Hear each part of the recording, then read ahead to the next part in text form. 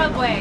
I love the subway. Where are we going? We're going to a thing. We're going to the Taste of the Danforth. That one. We're going to the Taste of the Danforth because we can. It is a Greek food festival, or a Greek festival with a lot of food. Delicious. I'm super excited. Cars don't make sense in downtown Toronto, so we're taking the subway. Welcome to the Taste of the Danforth Festival. It's basically nothing but food everywhere. And music. And music. And stages. And stages. Dancing children. And dancing children. We've got all of the food. This place is awesome. We've got lamb chops. That looks great. Spinach pie. That also looks great. And you have stuff too. I got deep fried octopus. Nom nom nom. And chicken gyro. It's all wrapped up, but it is there. How is it? Delicious. Good. There's a bunch of police with their bicycles, there's concerts, and there's a bunch of cool people. Hey, how's your thing? Amazing. It's good. Yeah. Basically just going to be eating food, so be prepared for us eating lots of food.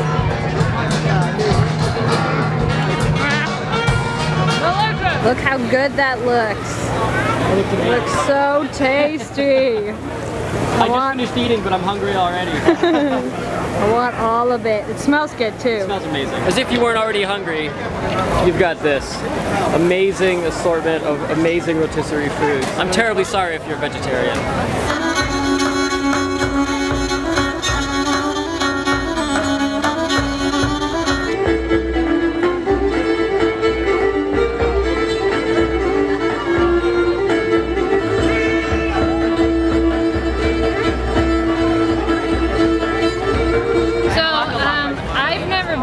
On the Danforth before, like in the Greek town area, and they have like flags up and the posts are wrapped in the Greek flags, and there's like Greek street signs everywhere.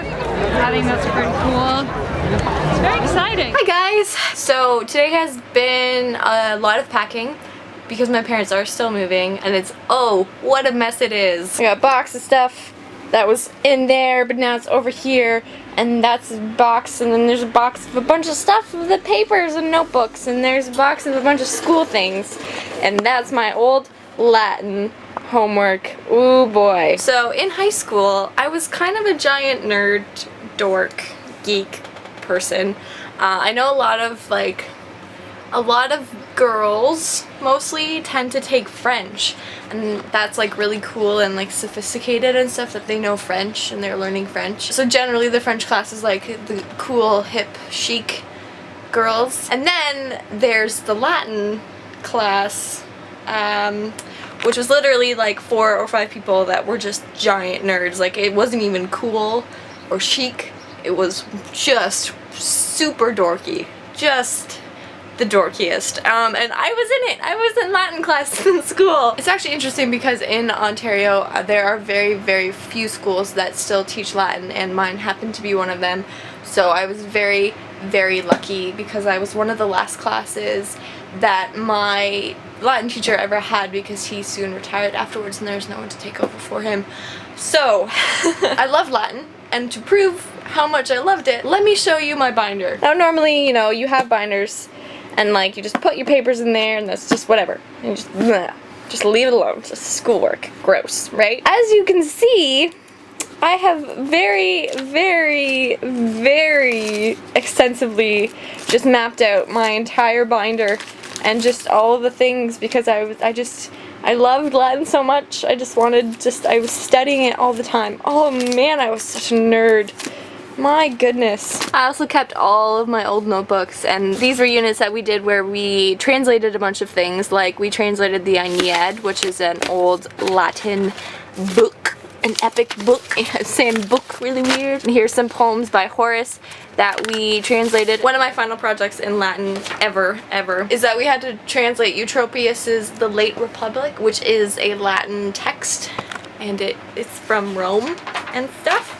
So here's my translation. Ooh. So basically what it is a bunch of Latin, which you can see here.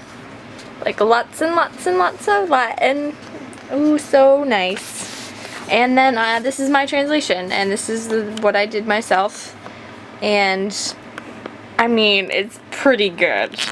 even though there are some markings, but you can just ignore those. I also put some little notes on the side, so when there's a little asterisk thing. My hand looks really weird and short and stubby fingers, but they're not actually like that in real life. Then I would explain it over here. So this guy, Gaius Antonius, is the uncle of Mark Antony. I didn't plan that out very well. So this note's on translation as well as just like who these people are and trying to explain it, because this is a very, very old piece of writing, and basically what it is, it's the history of the late Republic in Rome, which is probably the most popular. It's like Caesar, Julius Caesar, and Cicero, if you guys know who that is, and it's all very exciting, you know. So if you wanted to know how I got from this to this, it involves a lot of this, which not very coherent. It started out with a page like this, and this is the Latin text, and then there's some notes about words and translations and things like that.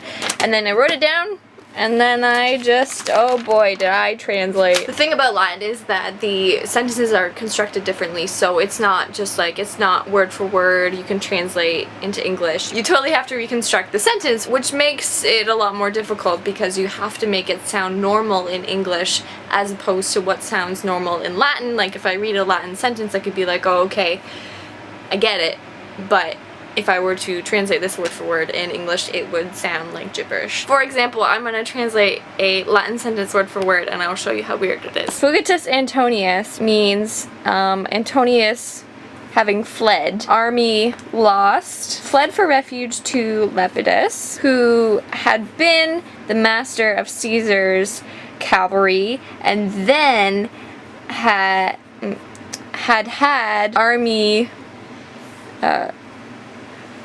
great forces of soldiers, and who supported. So you reconstruct the sentence in English having roughly the same meaning. So what you get is Antony, having been put to flight and having lost his army, fled for refuge to Lepidus, who supported Antony, so that's the last part just over there, and had been the master of Caesar's cavalry, and had then large forces of soldiers. So essentially what you have to do is like sort of just get the gist of the meaning of the sentence and then reconstruct it so that it makes sense. And it's lots of fun. And if you guys ever wanted to learn a different language that you would never use, you guys should learn Latin. So I think we're done with the festival. We've walked back and forth. We walked one way and then walked the other way. Corrado's arm wristband thing said that we walked 10,000 steps, which is super impressive. And it's even more impressive. What are you doing?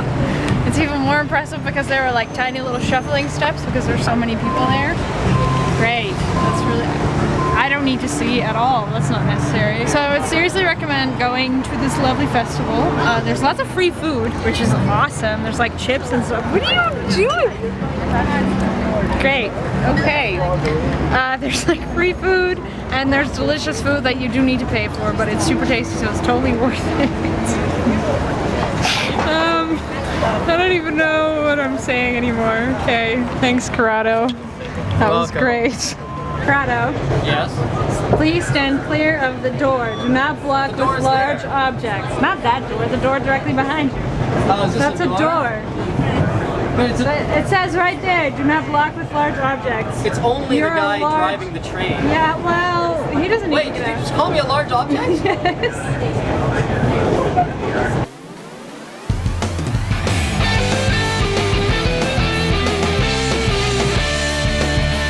Daily vlogs, I want them in my subscription box. I wonder who might drop by, even though sometimes it's Canada outside. So don't go away, we're here every day. It's not ApprenticeEh, it's ApprenticeA.